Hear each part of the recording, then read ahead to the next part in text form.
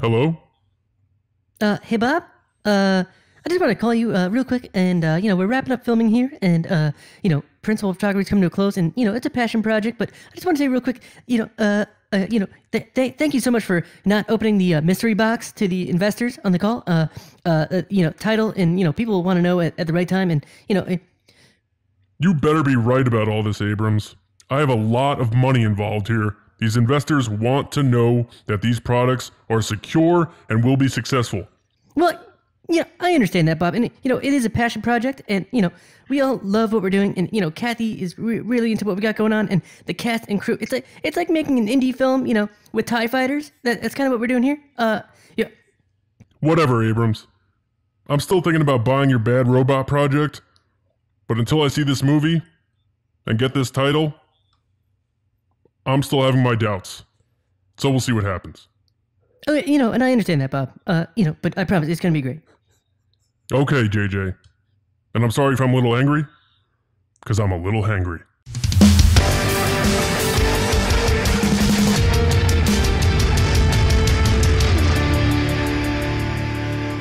Woo! Bob Iger is hangry. How about that phone call right there? An exclusive phone call between J.J. Abrams and Bob Iger on our podcast, and that was definitely not fake. Welcome back, everybody. It is the Resistance Broadcast. I'm John Hoey. Thank you so much for joining us today. Happy Monday to all of you. We're here to knock out those Monday blues. We have a lot to talk about. Some Episode 9 rumors, some Mandalorian stuff, your questions, and does Lucasfilm know what's going on with the story group and the titles, and who knows? But we're going to get into all that in just a minute. Right now, let's bring in James and Lacey. As always, the crew is here. The base is open. Someone asked me to bring that one back. Guys, how are you? John, I got to ask you, how are we getting these exclusive? Are we like hacking their iCloud? Like, what's going on? How are we getting these? Well, we got the, I'm a big investor in Disney, and the call-in number for the investor's call is actually Bob Iger's personal home phone. So I found out what the number was. I found out how to hack into that line so that anytime JJ called Bob Iger, I get tipped off and I know how to record the conversation. Actually, all you said is not true. The way that we're actually doing it is we're using that FaceTime bug. There's a FaceTime bug? With. Damn. Yeah. Okay. Does anybody know what I'm talking about? No, but one could say this is a passion project of John's to get these phone calls. Guys, you could call somebody on FaceTime and listen to their conversation before they picked up. You guys didn't know about this? Oh, never mind. All right. I didn't know. Lacey, what's going on? Nothing, just hanging out. Right. I got a lot of passion projects going on. Right. It's like an indie podcast. Celebrations coming. It's like an indie podcast. Just enjoying life, waiting for a title. And you know what? Everyone can sit on Twitter and complain that, like, why do people care so much? Because there's nothing else to talk about. So you know what? I'm going to wait for the title and be excited and be happy about Star Wars. So we got lots keep to talk hating about this on me week, for Lacey. asking for a title. We should name the title of this episode something alluding to, like, the title of episode 9. So what I should do is just keep posting GIFs being like, I know something, when I really don't. That is the worst. I'm telling you. That drives me absolutely. I made a tweet about that. It really bothers me. I got really serious about it. That's what makes me laugh is that people do that and then they're like, why do you care so much about the title? Because there's nothing else to talk about. If I want to talk about the title. It's a social media trick. And what they do is it's these people who like to pretend that they know stuff. So they post like a GIF of something with no text above it, just like a GIF. And they're like, hello there. They're like a semi-influencer. And then like if something comes out, they look like a genius. But if nothing happens, they just say, oh, I just like that GIF. That's all. My favorite was there were a couple people that posted something being like that. And then it ended up it was nothing to relate. And they were like, why is everybody freaking out? I don't know, because you're posting when everybody's talking about the title. What do you think's going to happen? Yeah, come on. Don't act stupid. It can be just text too. It could be like, oh, something in the Force. I'm feeling it. Yeah. I actually believe Clayton does know something, to be fair. Clayton said that. I still believe he knows something we don't. Clayton, I'm watching you. No. I'm talking he about works for people ABC. that don't have. No, I'm just saying in general, Clayton. Yeah. A lot of people have been swinging and missing, though, Clayton. so they're either getting bad info or Disney is just throwing fake leaks out there, fake info out there. I heard they're doing that. Or We're going to be talking a lot about fake leaks or real leaks. We don't know. Or they're shaking things up, which is possible. That's what I've been hearing. But anyway, guys, more importantly, we have some poll results to get into real quick. And we also have that giveaway winner to announce that I completely forgot about last week. So, Hey.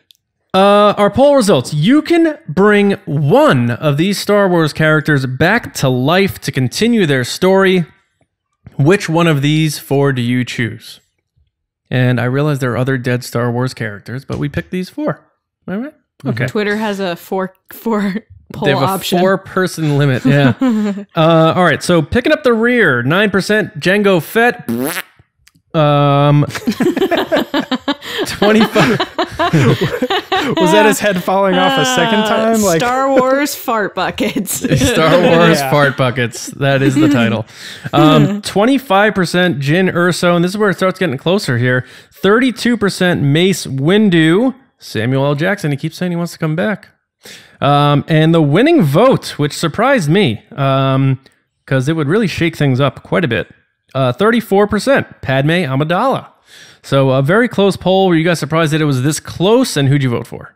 It doesn't surprise me because the book just is about to come out for Padme. Queen That's a Shadow. good point. That is a good point. Yeah. Yep. Yeah, it does surprise me because Padme would be like my almost least. Like I think Jango Fett probably is the least, but Yeah. Padme, like if you're gonna have a character like that, and I understand they're different, but I would much rather have Jyn, someone who just recently was like, oh, I'm all in, and get to see her journey more than Padme, Right. who doesn't really ever have an arc. She just is what she is, you know? And- just throwing her in. But my vote was Mace Windu, easily, 100%. I voted wanna Padme. I want to see Mace Windu in like post-Empire era after seeing like what happened. You know, he never got to see Order 66. He just kind of got killed, you know? So you Or think... did he? Yeah, you're saying like The he went rogue and went into hiding kind of thing. Like I'm gonna pull an Obi-Wan sort of thing, but on my own without anyone knowing. No, this is back. You get to bring him back to life. I don't know how. Oh, It's just like a said genie post shows Empire. up. You said post Empire. You'd like to see Mace Windu, so he would had to have not died. I get. Well, no. What I'm saying is where are we at currently? Like right now in the timeline, where the Last Jedi. Oh, okay. Change the. So it's I like see what you're that's saying. we're bringing a character back to life. So Leia finds a lamp. A genie comes out. She says, "I wish Mace Windu back to life." And he's like, "Boom, there he is." So it's like Mace Windu in the sequel trilogy, post Empire, like post Order 66. That would be like that's where I'd like to see Samuel L. Jackson, that character. If I don't want to go too long on this, but let's say that ever happened and they brought him back to life and he was able to, like, do you think he would just go after Vader and that'd be his only thing? He'd be like, that guy almost killed me. He did kill me. And now I'm back. Well, when would he come back to life? You're How saying would he go know after that's Vader. Anakin? He'd figure it out. He'd figure it out at some point or another. Anyway, You're assuming he gets brought back to life like you know who I before voted A New for? Hope? you know who I voted for? You voted for Jango Fett. No. Yeah. Just to make that sound. No, Yeah. I voted for Jyn Erso because some of the reasons you said, but also I think the original ending for Rogue One had her surviving, her and Cassian surviving.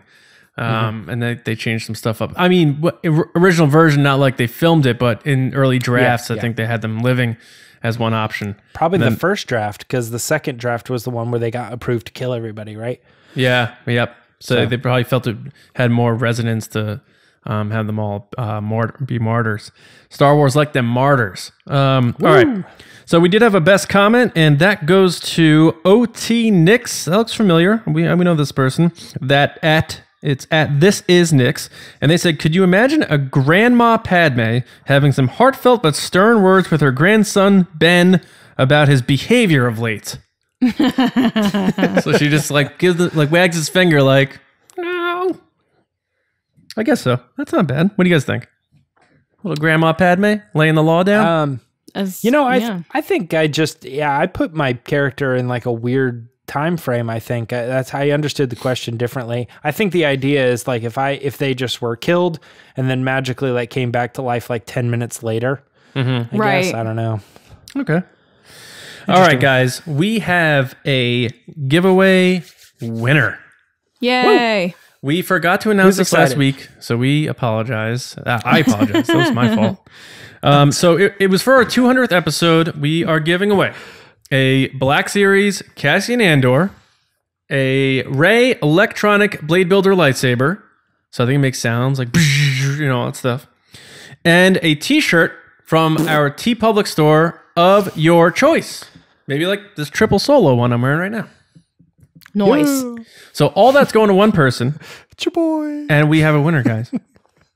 And the winner is Canon Junkie at Junkie Cannon. Congratulations, Canon Junkie. You did it.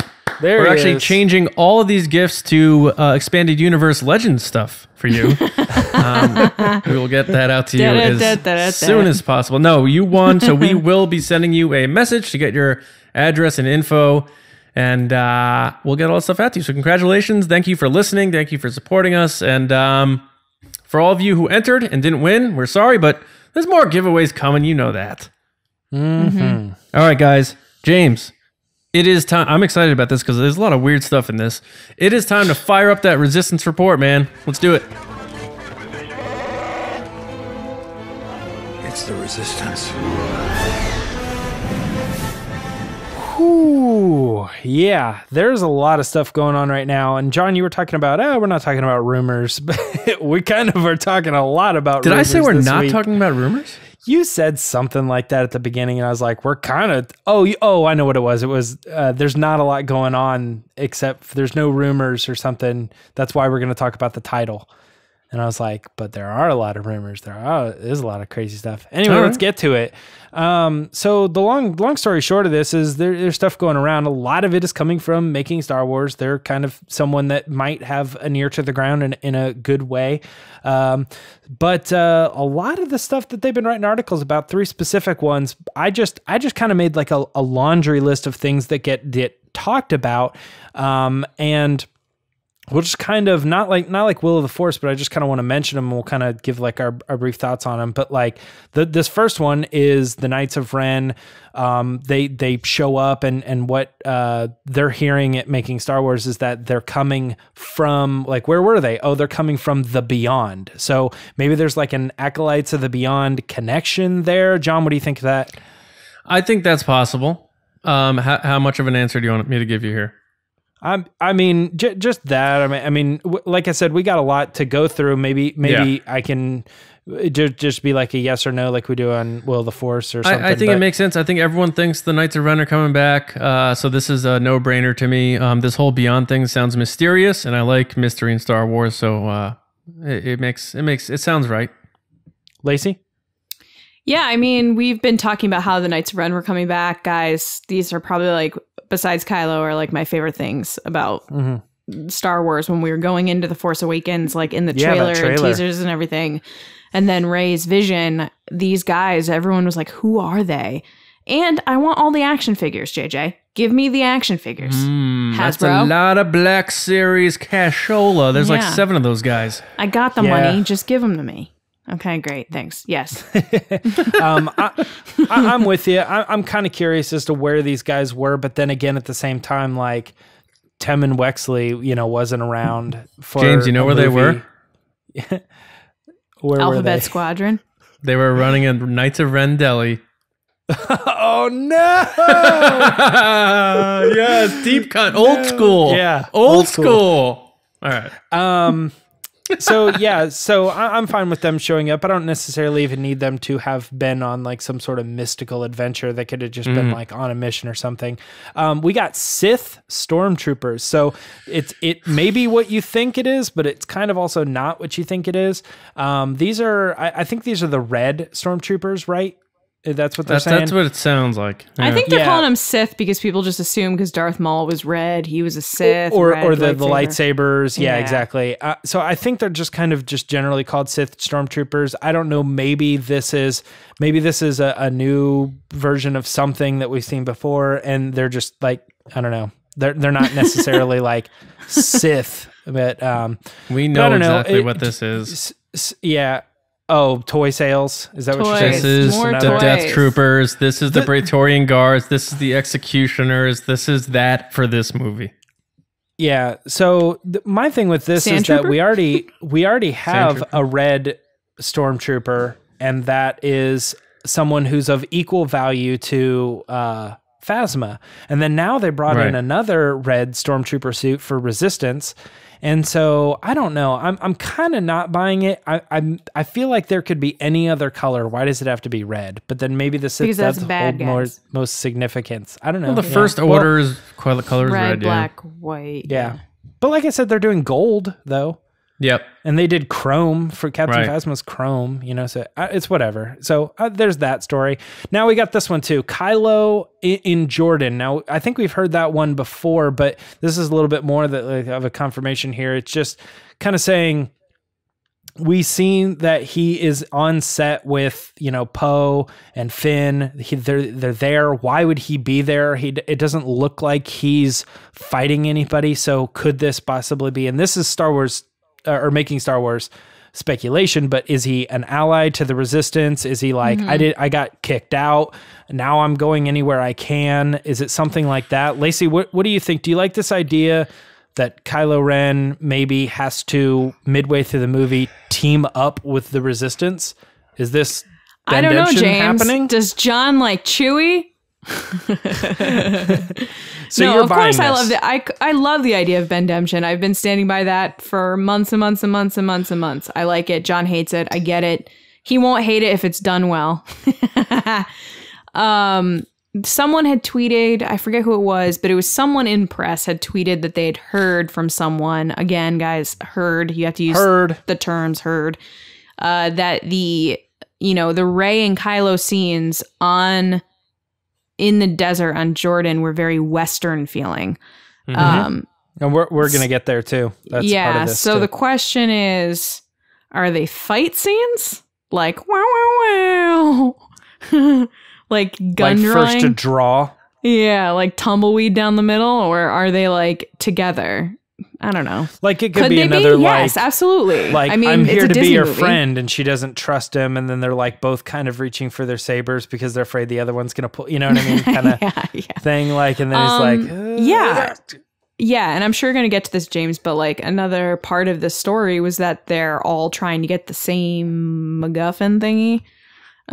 She's just going through all of our key points. I'm sorry, they're all connected here. They're all connected. If that's the case, then yes, it makes sense that they're together. It also makes sense that they could be both on either side. It reminds me a lot of like The Mummy. I was just watching that recently on Netflix where you have two different teams going for the same thing. The Brendan Fraser classic? Yes, the first one, not the second one. Could they be together? I don't know. I love Bendemption. I like the idea of it, so I'm there for it. I'm here for it. Just give it to me. So John, let's try to look at this in the most like not Bendemption necessarily, but is there something that maybe says? Let's phrase that differently. What is the other side of the scenario? Yeah, if it is possible that maybe that Kylo Ren gets shut out of the First Order and he has to go to the Resistance, are you buying this idea of him showing up, being there midway through the story, and then we're kind of supposed to buy into that so quickly?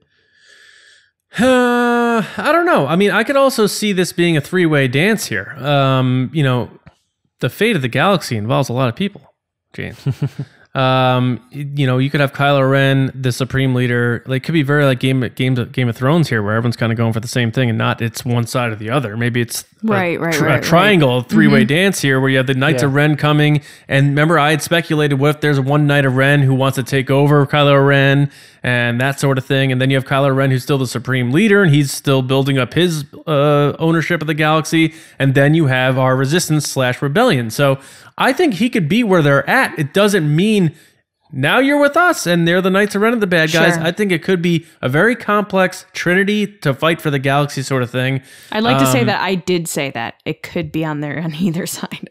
I didn't just go right. So I'd like to think that it's that sort of thing, as opposed to all of a sudden we're 40 minutes in, we built this villain up for 2 movies, he's supposed to be our big bad, and then 40 minutes into a 3-hour movie, we're like, yeah, screw it. I'm trying to think of an example in my head of a story that has done that right. Guys, I'm going to think about this and get back to you. Okay, so I mean, like you got Gangs in New York where like all 5 of them show up at, No, I mean like a bad guy that halfway through the movie turns good. Oh, like a good example of that. Usually like, okay, the bad guy from the first movie has to team up with the good guy from the first movie to beat the bad guy of the second movie. Well, like X-Men 2, X-Men United, when they all get together and... Yeah, X-Men 2 is the worst X-Men movie. That is not... Just... What? That was like the best X-Men movie. Are you serious? Well, I think people generally like X-Men 2. What's the one? Is it The Last Stand's the bad one? That one stinks. That's the bad one. Yeah. That's the third one. That's the bad one. Sorry. Anyway, yeah, I was thinking like Gangs of New York or Anchorman or that like classic like Clint Eastwood gif where they're like all looking at... Yeah. You know what I'm talking about? That's very Western. They all show up. They're like, all right, here are the rules. Yeah. Let's hope it's just like that. Yeah. I don't know. So I guess I could see that. Like it's all a showdown or something like that. It just seems a little too not Star Wars-y. Leia Organa is a saint! National Treasure, where Diane Kruger's against Nicolas Cage the whole time, and then she gets on board. Oh my God. I hope episode 9 is better than all of these movies you guys are saying. I do like National Treasure. Yeah, okay. You're a national treasure. Thank you so much. All right, Lando helping to find the MacGuffin. Does that make sense? So they have to go to him, or he shows up and then he says, "You know what you really need to do? You need to go over to that place and do the thing, and then get the key from the person." What do you think, John? You not buying that? I am buying that, dude, because I heard that a month ago.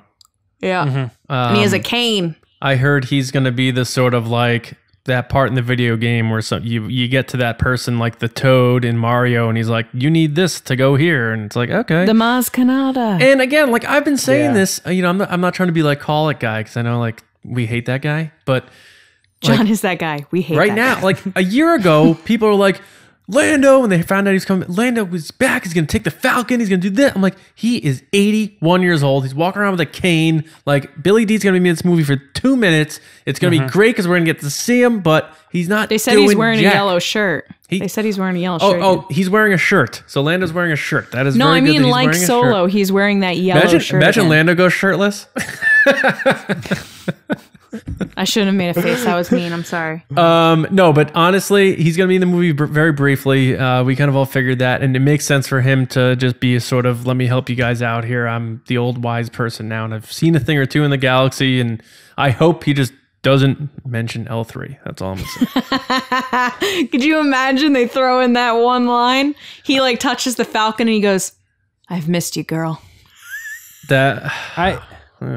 But it doesn't have to be about L3 unless you want it to be about L3. But people are going to make it about L3, and then they will, absolutely. Yeah. And it can be about L3. He just starts making out with the control panel. No, that's my weird, goodness gracious. I could barely hear what you guys were saying, though. I was trying to come up with a name for shirtless Lando, like Mando Swollian or something. I don't know. I can't guess. It's something like that. What else do we got here? Rey looking similar to how she does in The Force Awakens, putting her hair back up like that. Cool. Oh, I love that. I love that idea. I love the 3 buns. All about it. Yeah. So then, I'm sorry. I was really passionate about that. You're always into the hair. Lacey's she's all about the hair in Star Wars. That's because the hair in Star Wars is important. It's it was different than any other movie. It is not important. Name another movie that has hair that's so important besides Hunger Games. Zoolander. That is iconic hairstyles that as soon as you see it, you think of a movie. Nothing. Nothing. I don't know. If you saw Blade any Runner? girl on the street with 2 buns on the side of her head, you'd say Leia. That's if you see any girl with 3 buns on the back, you say Rey. This is the only movie that any hairstyle. What? Fifth Element. Fifth Element. Yeah. Like if somebody had like hair like some of the characters in the Fifth Element, like that orange hair. No. That orange like whatever hair she has. No. All right, never mind. Okay, well we're not talking about with you, hair. James. I'm with you. Lilo Dallas multipass. Yeah. Or the Chris, what's his name? The crazy guy. Chris Tucker. Chris Tucker, yeah. Right. Yeah, but people don't wear that as normal hairstyles that people go, yes, Princess Leia. Whatever. I'm not talking about cosplayers. I'm talking about like random people on the street. If you saw it, you'd think of that. James, what? Anything good in here besides the hair? So they're saying Rey's hair looks similar. I guess this is some sort of like possible tie back to her going back to Tatooine or back to Jakku or something like that. John Lacey's digging the hair. Are you digging the style there? Are we still talking about the hair? All right, we're not talking about the hair anymore. C-3PO might be wearing Chewie's bandolier and holding Rey's staff. No. So he's a coat rack? For whatever reason, I don't know. This is like a C-3PO Attack of the Clones or something. This sounds so ridiculous to me. I really hope I'm not, discrediting, their reporting here or anything. This sounds so outrageous to me that I don't know. Why though? I'm just curious. Why does it sound outrageous? Like how would he be doing that? Why are they see him holding her staff? Are they using C-3PO as a coat rack now? Like Chewie's like, I'm gonna go take a nap. First of all, I just made the coat rack joke. You can't spin the coat rack joke back at me. Why not? You just said why. Good. You just said why is it weird? Did say that. Do you not think it's weird that C-3PO is a coat rack? First of all, if you listen to my whole statement, I said I'm not disagreeing with you. I'm just wondering why you think that's weird. Why are you such a politician tonight? Just take a stance. Yeah. Well, actually, it's weird. It's really weird. Yeah. Why would Chewie take off the bandolier anyway? I was trying to be like James and like make it interesting, but like, never mind. I'll be really black and white like usual. It's weird. It sucks. Move on. Yeah. I could see him holding Rey's staff for whatever reason. Like, I know I'm about to do it. Like she says C-3PO or something like, hold this for me. And she like throws it to him or something and he grabs it or I don't know, something, or she gives it to him just to hold on. And he's like, what do I do with this or something? But the Chewbacca bandolier thing gets really weird to me. The only thing I can think is like Chewbacca and C-3PO have a moment where he's like, now you're the warrior. He like puts it on him or something. And it's just, that's the only time Chewbacca has been without that bandolier is when he's in the shower with Han Solo. That is the only time we've seen him without it. Before. Well, obviously, but I mean like after he's out of prison. Hold on a second. Now, I'm trying to think. Have Chewie and 3PO had scenes together in the sequel trilogy yet? No. See, that's another void here. Because he does put him in a backpack in Empire Strikes Back. Yeah, they have a lot of time together in the original trilogy. Yeah, he's on his back and like he follows. Actually, it's really Empire, honestly, because they don't really have a whole. Return of the Jedi, they're together the whole movie. Yeah, I guess that's true. Yeah, I mean, Chewbacca? Yeah. He knows Chewbacca him so well. needs more airtime in general. We're getting a little off. Is there anything else to this that you guys that I missed, John? Is there a point that you remember seeing in the article that you think is important to talk about? No, but just in general, I like the sound of it overall with the Knights of Ren and that sort of thing. It just sounds different to me. Mm-hmm. I don't want to see the same beats as a Return of the Jedi or something like that. So I like the idea of there possibly being multiple problems going on here and who's the enemy, that sort of thing. I still think Kylo Ren's a villain. And then you could also have these who want to be agitators. The Knights of Ren, maybe they're pissed off. Maybe they were really Snoke loyalists and they found out. Hux tells them that Kylo was the one who killed Snoke. And they come after Kylo Ren. I think that's getting out in this movie, that he killed him. So maybe that's the angle we're off of here, and that's a way to get Snoke back into 9 without him actually being there. So, like the possibilities. I think we should talk about this more, maybe in a discussion in the future, but I know we're up against time with the news, but overall, all I'm saying is you're going to have that ship, and then there's no cameras that record Kylo Ren killing him. Not one. No, Not one witness. I think we're going into episode 9. No, somehow Hux knows that it happened. He definitely knows. He knows. I also could very well see somebody saying that Snoke didn't have cameras in his private throne room. You know, I mean, I could see that. And then they killed off all the witnesses.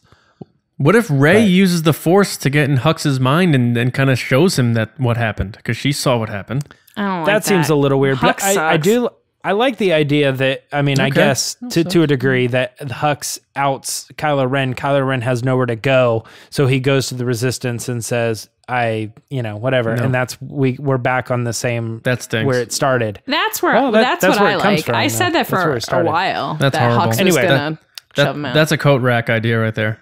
All right, guys, let's talk about The Mandalorian. What do you guys think about Taika Waititi, one of the directors of The Mandalorian, coming out and talking a little bit about what's going on with this production, how it's different when he shoots stuff for Marvel versus now shooting stuff for Lucasfilm. He has good things to say about that, or at least different tone. Then he's talking about the classic stuff, like he specifically mentions Boba Fett and bounty hunters and stuff. So I don't know, maybe we do see Boba Fett in this. Who knows? But he's like, hey, I'm working on this show and Boba Fett, lots of Boba Fett stuff. So I don't know, maybe he does show up.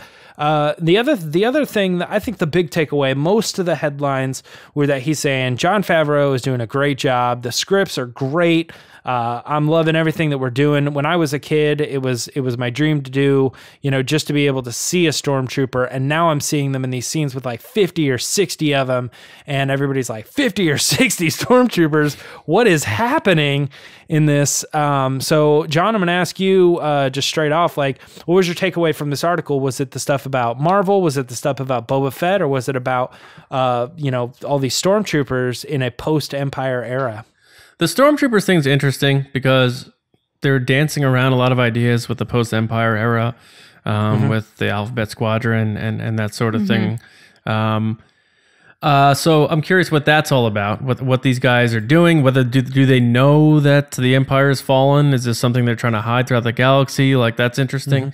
I really like him just kind of saying, like, yeah, I know I did a different twist on the Thor thing, but that's not going on here. Like, I'm not a one-dimensional kind of guy.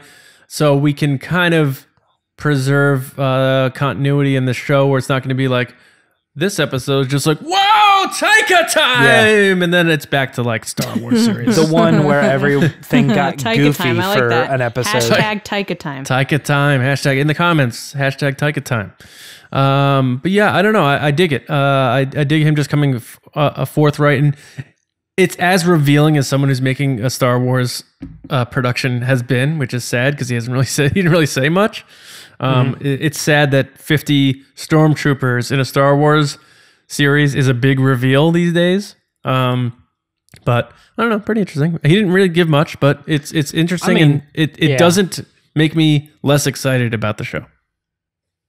Yeah, Lacey, are you digging the possibility of Boba Fett, or no? She's not feeling no. I can tell by your face. John and I were the ones that were like, they'll never make a show about the Mandalorian. Like, Boba Fett is not that big of a deal. And then here we are. Can I tell you something right now?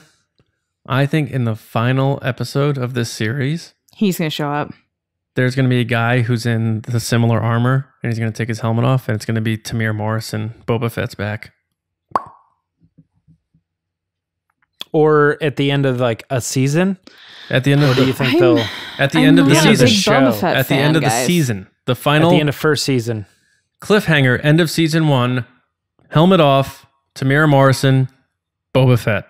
This is where we cut to that clip where John's like, nobody likes the guy that just tries to call things. Yeah. No, I'm not trying to call. I'm just having some fun speculating. That's all. Yeah, I said something very similar to this, which was is that somebody shows up clearly in Boba Fett armor, like shadow, lightning strike. It's clearly Boba Fett, and then the episode ends, and it's like we won't find out what that's all about. And then first episode of season 2, it's like someone else. Not Boba God. Fett, Such a troll job, yeah. Yeah. I don't know. But I just don't care about Boba Fett. Sorry. I'm sorry. All right, well, what's interesting about this article to you? Is it the Marvel stuff, or is it the I like Taika. I love him. I adore him. Just like him in general. I think he's great. People are going to hate me, but I liked Ragnarok better than Black Panther. I thought it was hilarious. I've never laughed so hard at a superhero movie than that movie. And his character was my favorite character of that whole film.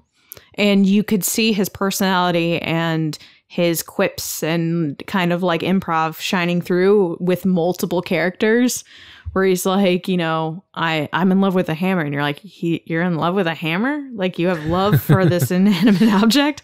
Like, that kind of humor is like my favorite thing. I think it's exciting to know, like John said, that they're not going to make it crazy for every single person. Because whether people want to openly admit this or not, it does feel different from The Force Awakens to The Last Jedi. Because there's two different people that wrote it and two people. I know, but people are like, oh, consistency. I feel like this article made me have like a kind of sigh of relief that I'm like, okay, they're all written by the same person. They're just directed by different people, like normal TV shows, like that people guest direct. But I'm hoping, like you said a while ago, James, that his episode's a little bit funnier than others, and that's why they chose him for that episode. That I'm hoping that he had a little bit of his personality in it. Yeah, maybe. And not crazy either. I'm talking like maybe like 3 moments that are kind of funny. Like, is he appearing in the show? I bet he makes a cameo, but I don't think he's like a recurring character. But I don't see why he wouldn't cameo. Everybody loves him. I could see him showing up, and I could also see Bryce Dallas Howard showing up. Right, he could be like a bartender. It doesn't have to be something crazy. Right. But off the top of my head, any of the other directors, I just think they'd be behind the scenes, including Dave Filoni. I don't think they get Ron Howard dressed up as like a stormtrooper or an alien or something. That'd be funny. He comes in I'm and excited. He says he's like a solo impersonator or something like that. His name's like a Star Wars like offshoot of like Richie Cunningham. It's like, my name's Chichi Runningham. Yeah. But yeah, I guess I just, like John said, I don't think it's a ton of information. I just think they were so thirsty for content right now that we're like, I gotcha. He said one sentence about Star Wars. Let's break it down to like 30 different things. He said 3 sentences, but I'm joking. I'm joking. No, it's good. Hey, if you guys want to leave a comment below, tell me what you think is the most interesting of that article, because there is kind of like 3 different positions on how he's doing the Mandalorian stuff. So leave that stuff on YouTube. Let us know, and we'll have discussion there. And say hashtag Taika time. Taika time. That's how we'll know you're talking about that story. All right, the last one really quick, and I just kind of want to blow through this real fast, but the Lucasfilm Story Group, apparently, at least Pablo Hidalgo says he does not know the title for episode 9. Is it possible, in your guys' opinion, Lacey, that maybe he's messing with people, or he's just kind of like playing around? Or do you think it's actually pretty likely that he is aware that surely they've figured out a title, but I don't know. How would I know? Lacey, did you see his recent tweet today before you answer? No, I haven't. But if I was a betting man, I would say that he's probably lying, and he probably knows. And he's just saying that so people leave him alone, or he could be having dry, sarcastic humor like he normally does. Like, no, I don't know. Why wouldn't he know? That's silly. But that's, to be fair, Pablo, if you're ever listening to this, first of all, you're awesome. Second of all, I don't think you're a liar, but I think you could be lying about this just so people leave you alone. He's not listening to this. I know, but maybe someday, Pablo. His tweet today said something along the lines of, me, an online genius, say I don't know what the title for episode 9 is. The internet stops asking what the title is. Now I'm a genius. That could also be a double back, where it's like maybe he really doesn't know, and it's just him like kind of playing with it.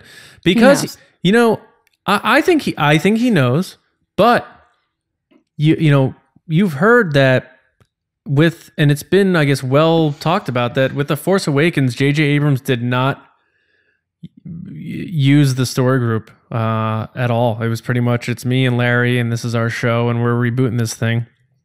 And Ryan apparently was very close with them, and even in that on the Star Wars show special, where it was the whole story group talking about The Last Jedi, you saw their claws were in that thing. Like Pablo's like, I named that. That name came from that. And Matt's like, oh yeah, that. And then Rain Roberts was like, boom, boom, boom. So Ryan worked with them a lot.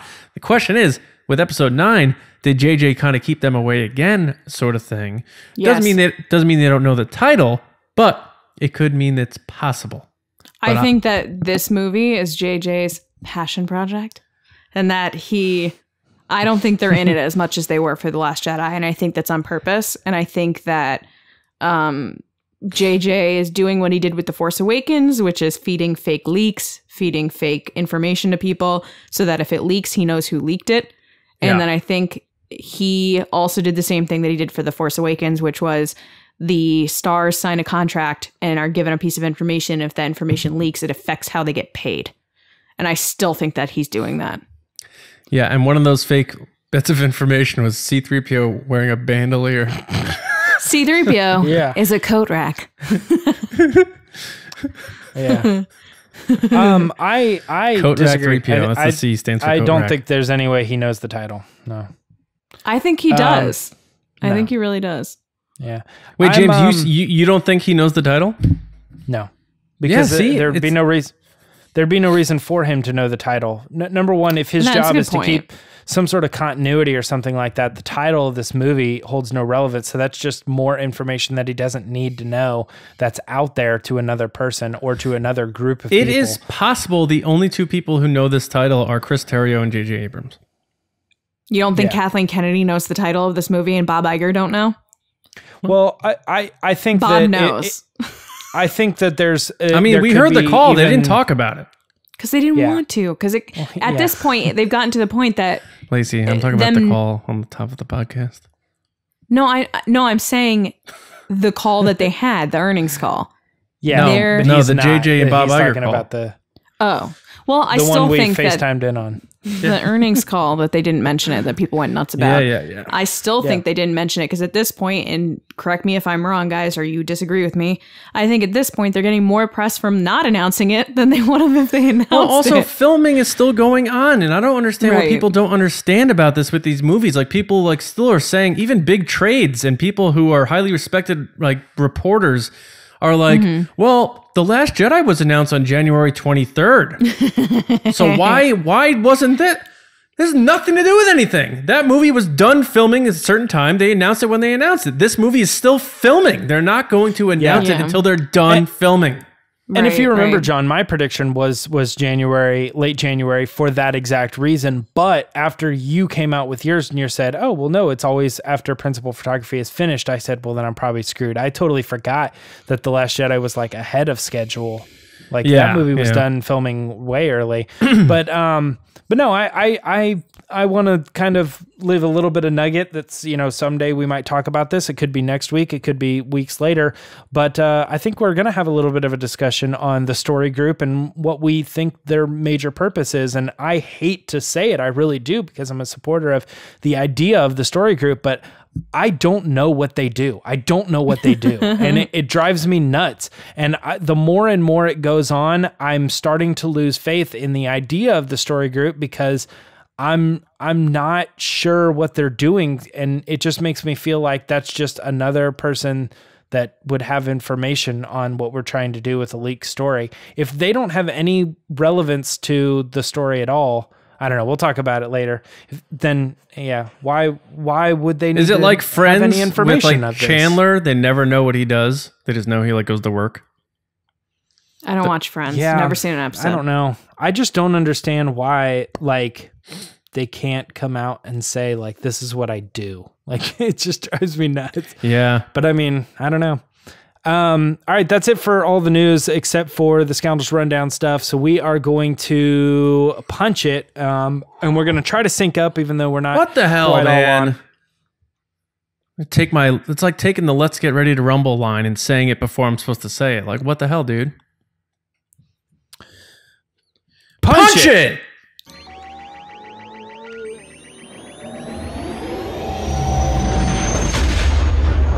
Oh, punch it! Damn it, Baney got it. Okay, all right, we're on the Scoundrels Rundown. Here we go, folks. Star Wars. I don't know how we did that, but we did it. But I didn't do it at the same time. You haven't been podcasting together as long as me and James have. We're more in line. So. All right, I'm on the rundown. Come on, guys. All right, bye, Lacey. Star Wars Celebration. More guests are coming, including the guy who brought this guy to life. Peter Mayhew will be at Star Wars Celebration, signing autographs, hanging out with his lightsaber cane and everything. We are so glad that Chewie is coming home. Also, Donald Faison from Star Wars Resistance, Jason Isaacs from Rebels, Vanessa Marshall, former guest on the Resistance broadcast, as Harrison Dula will be there. Myrna Velasco from Star Wars Resistance, Michael Pennington, who played Moff Jerjerrod in Return of the Jedi, the I Need More Men, that guy. Tom Kane, who was in the Clone Wars. He did the voice of Yoda. Catherine Tabor, who played Padme in the Clone Wars. D. Bradley Baker from the Clone Wars. She's also reading the audiobook. Tamara Morrison, who played Jango Fett, is going to Celebration. Thinking. Also, a bunch of other guests I'm sure will be announced as more panels and stuff come out, as we still wait for our panel information for our podcast. So we'll keep you up to date on that.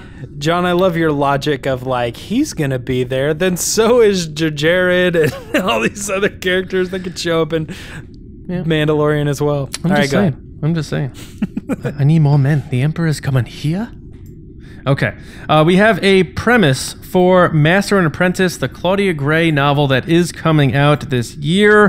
Her first novel, her last novel before she does the Ben Solo novel, which we know is going to be coming. Please. Lost Stars 2. I just made that up. Get out of here. Oh, yeah, Lost Stars 2. I still got to read Lost Stars 1. How about that? All right, guys. So this one is, I'll give you a little taste here. An unexpected offer threatens the bonds between Qui-Gon and Obi-Wan Kenobi as the two Jedi navigate a dangerous new planet and an uncertain future. A Jedi must be a fearless warrior, a guardian of justice, and a scholar in the ways of the Force, but perhaps a Jedi's most essential duty is to pass on what they have learned.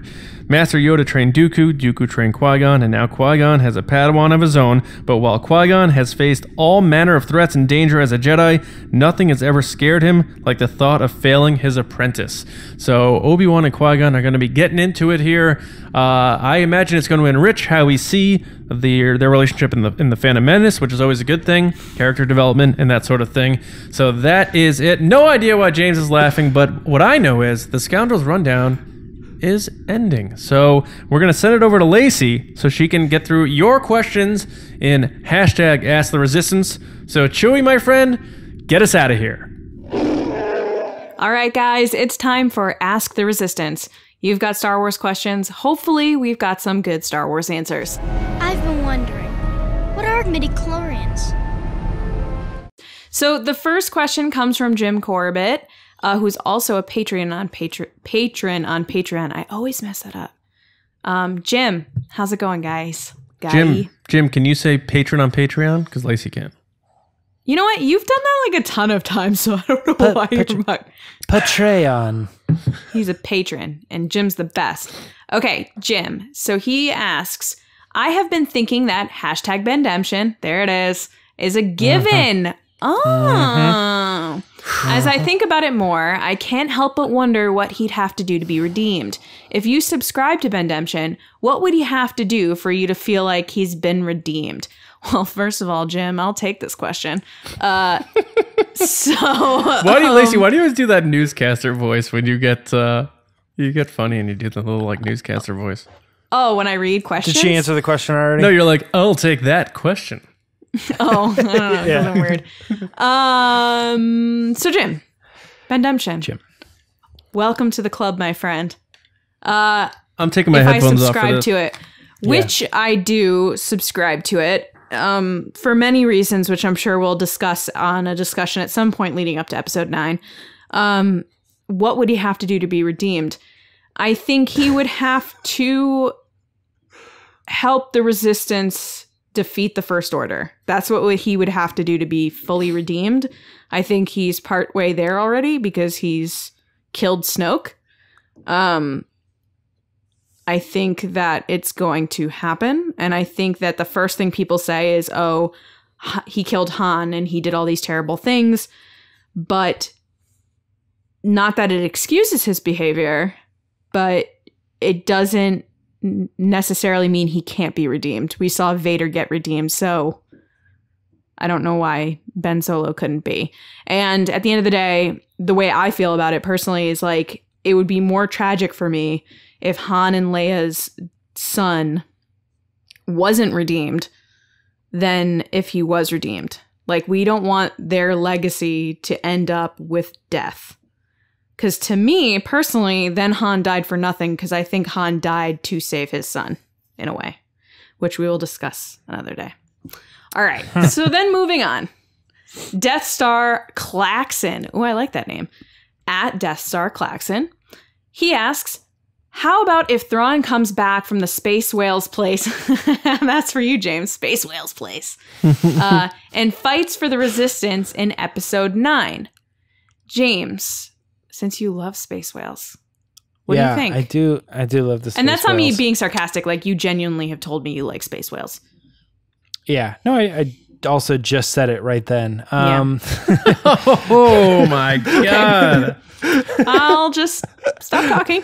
This podcast runs on 100% snark, folks, and our tank is full. All right, guys. Okay, so let me answer this question. I think my thing here, she's gonna cover up. This is how we felt on your last one. No. What? What is that supposed to mean?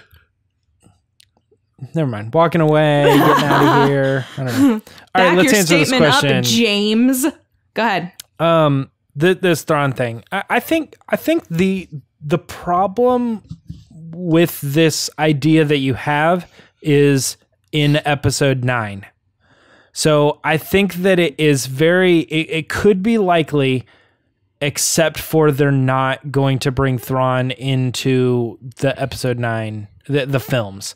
I think the reason here is a lot of things. Thrawn is a character that people that watch the movies are unfamiliar with. The space whales were something that they would be unfamiliar with. And I understand the concept of, well, you can introduce them in the movie and long-term fans will know what they are. But at the same time, I'm not even entirely positive that the Star Wars fans or the Rebels fans thoroughly embraced space whales. It's like, if you're going to bring something over from Resistance, or I'm sorry, Rebels, why space whales? That's probably not the best option. And then I could see Thrawn also at some point being redeemed, if you will, and maybe fighting for the good guys for a while. If they wanted to go down that storyline, that's fine. But all of this is under the banner of Episode 9, and I go, nah, they're not going to do it. There's too many other things they want to focus on in the movies, and all of these things, while being possible, are only possible in an animated story or a book or something like that. I just think it's too off the beaten path for like your mom or your grandfather that's going to see the latest Star Wars movie with you. So that's my answer. Although if they did it, that would cool, whatever. I'm down. I don't know how many other people would be though. James, me and you, Death Star, we're going together. I have a side question, but you don't have to answer it, but I'm just going to ask it so it's on the record. What makes you think that Thrawn will be redeemed, but Kylo Ren won't? Oh, God, help me. We'll answer that on another day. Next, Mike Sellers at Puke32 Sellers. Puck, Puke Sellers, whatever. He asks, at the end of Revenge of the Sith, Obi-Wan surely assumes Anakin is dead, and by the beginning of A New Hope, he already knows he's alive. What do you think Obi-Wan's reaction would have been when he found out that Anakin survived Mustafar? Oh, man. John, what do you think? All right, so this is interesting because how I understand this is it was covered before canon got wiped out in Dark Lord Rise of Darth Vader, which put Obi-Wan Kenobi in a bar somewhere, and he found out, like, watching sports on a TV sort of thing, and he lost his mind or whatever. So, and he probably felt guilt that he didn't finish the job. Then you have Darth Vader causing all this tyranny and death in the galaxies, that sort of thing. Canon wiped clean. Now what happens? I still think we're getting a Kenobi movie or something. I don't think that's gone. I think that's definitely going to happen. And I think in that movie, series, whatever it is, you're going to get him finding out. I think that's going to be a big part of that. Oh my God, that's going to be a nuts moment. It's going to be a dark moment, but a deep moment. And you know it's going to be Ewan McGregor. Why are you laughing? Because you guys are like, when that happens, if it happens. Yeah, I just assume it's going to happen. It's going to be so crazy when that's officially released. I'm like, I'm making faces because I'm thinking of how James is going to get pies in the face. That's what I'm keep thinking about. James has been laughing at everything everyone's saying tonight. I don't know what he's laughing about, but because I keep thinking of like these random like sidetrack things, like Qui-Gon and Obi-Wan like laughing at each other, like, no, Master, it's because I love being taught by you. Like, oh my God, Obi-Wan and Anakin and Padme. Mike, how do I think it's going to go down? I think it's going to be in whatever that Obi-Wan thing that's going to happen is. It's going to be Ewan McGregor. It's going to be an awesome scene, and I think we'll get that. It will become canon, and I think it will be a side of Obi-Wan we haven't seen. He's going to get very angry or very like passionate and show his emotions, and it'll be a fresh sight to see Obi-Wan do that, and I think it'll just help us love that character even more. So that's what I think. Mike, thank you very much for the question, and keep them coming. You always ask good questions. Thanks for listening. Thanks for being the puck of the sellers. Nice. All right, and last but not least is Darth Hurricane at Darth Hurricane. First of all, I'm pretty sure Darth is one of the people that graciously checked up on me when James and John put up that terrible image of Kylo Ren killing himself. And I appreciate that. I'm doing okay. Thanks for your graciousness in this time. The Darth of the Hurricane, a recent patron of the Resistance broadcast. Yes. So thanks for joining us. Well. Hope you like the stuff over there. But I'm going to be self-centered and thank you for graciously checking in. All right. So he asks, and this is kind of for all of us. Okay. Who do you want to own the Falcon at the end of episode 9? And who do you think will at the end? So who do we want and who do we think will? Got it. Okay. Okay. My answer is kind of the same. Lacey, you go first. No, I'm going to go last. No, you go first. I think... You just got bullied.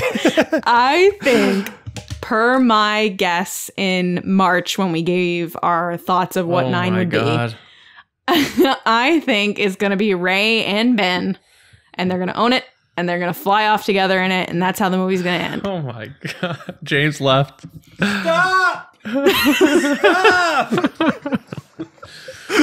So, Lacey, fix your head. You are full Reylo, and you need to come out of the Reylo closet. Okay, first of all, that's Reylo. That's not even Bendemption.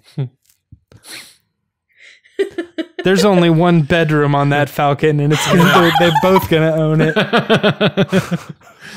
Yeah, you think Ben is sleeping on that Dejarik table? You got another thing coming, pal. Yeah. All right. The answer may surprise there it is. James, you want to go? Man, John wants to go last. I'll go. No, mine is Chewie and Rey. Like just how it ended at The Force Awakens. Yeah, I mean, just it was kind of handed to them for whatever reason, and I understand. Like there's Lando arguments, there's Poe arguments, there's technically now there's Kylo arguments for some reason. Ben Solo, not Kylo. Yeah, but either way, I just think that's how it's going to end, and one of the reasons I think that is because I think that she has the respect for it, and I think that I agree with that. The Falcon likes her and allows her. Like I read a book recently that was like Hondo trying to take the Falcon, and the Falcon was like reluctant to let him fly it, but like the Falcon loves Rey, so I now subscribe to that all inanimate objects have a life of their own, and the Falcon speaks such an illness. To her. It's such an illness. So I'm weird that two characters could end up together, but this guy's over here talking about how the Falcon has feelings and is choosing people to fly it. Hey, I'm talking about stuff that actually existed in canon, and that's literally how it's written. You're talking about stuff that you're out of your mind. Jay's over here like, they're not going to share the same bedroom, but my ship talks to people. Right. Whatever. Hey, All right, They wrote it. I didn't write it. Darth, I know you hate both those answers. So the real answer is it's going to be Poe Dameron. Poe Dameron and Chewie. Really? I think we're going to start episode 9 with Poe saying, "I'm Poe Dameron, captain of the Millennium Falcon." What? It's going to be after a time jump, and No way. I think Poe is going to be because Chewie's got a lot of miles left. Wookiees live to be like 400. I think Poe's going to be Chewie's new dude. I think they're going to be like the bros now. Oh and my God. I think Leia will like that because she always thought dearly of Poe and she loved Han. It makes sense to me. And Rey's going to be doing her own thing. She got some Jedi to train for episode 10. So I think Poe's dying, bro. Jeez, no, he's not. It's going to be Poe and Chewie owning the Falcon. They're the new bros, and that's it. So that's what I think. You know, John, you do have a bros. magical way of All saying right. the thing that I never thought would be the answer, but when you say it, I go, yeah, that makes sense. Huh, like thank that's you. the surprise that it starts with them. He's saying it's his ship, and everybody in the audience goes, like, you know, what I mean? All like, What? Yeah. Okay, I'm on this boat now. You know, Well, kind of thing. as James just said, I unsubscribe to that thought. Yeah, Lacey has like 0 of my ideas on this episode, but that's okay. Yeah. That's okay. Well, a lot of times we do agree on things. Just this time we don't. Right. All right. Guys, thank you so much for your questions. If you want to be on the show, make sure to follow us on Twitter at RBATSWNN. Shoot us some questions using the hashtag Ask the Resistance. And you could be on the show and we can answer it. It could be anything you want, Star Wars related, hopefully. So yeah, back to you, John. All right. Thank you guys so much for listening. Thank you for everyone who's been subscribing to us lately. We've been seeing an uptick on a lot of this, especially on our YouTube channel. Comments too. Hope you're the comments, the likes. I hope you're enjoying our YouTube format. For those of you who are listening on audio, keep that coming because that's not changing either. But make sure you're subscribed one way or another to iTunes, SoundCloud, Spotify, or YouTube, and get involved. Comment, like. We're building a community here. A lot of people go back and forth in the comments. It's a good time. And also, if you want to be more involved, check out our Patreon page, patreon.com/resistance broadcast. We have 5 tiers starting at $2 a month. We have new content up every day. If you want to enter the tier 2 and up, you can be involved in creating what we do on the podcast. And what I mean by that is you get to submit topics that we talk about on our Thursday shows, a lot of things of that nature. Even our discussion topics are going to be influenced by you. And I can announce now that our next character-focused discussion, thanks to our patrons who voted, is going to be on, who we talked about before, Obi-Wan Kenobi. So thank you to our patrons for deciding that. So yeah, go check out our Patreon page. Get involved. If you like it, it starts at $2 a month. We appreciate all the support.